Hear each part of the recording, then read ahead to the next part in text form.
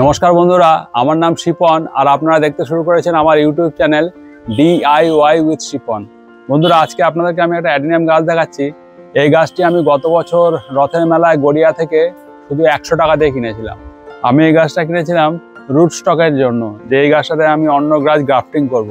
কিন্তু এখন দেখছি এই গাছটা অন্যরকম হচ্ছে। আমি যখন কিনেছিলাম আমাকে বলেছিল এই গাছটা বড় বড় ফুল হবে, কিন্তু আমি এখন দেখছি এই গাছটাতে খুব ছোট ছোট ফুল হচ্ছে, অ্যারাবিকামের মতো ফুল। কিন্তু এই গাছটার কডেক্স ডেভেলপমেন্টটা দারুণ। আমার এক দাদা বলল যে এই গাছটার নাম নাকি অ্যাডেনিয়াম বোহেমিয়ানাম।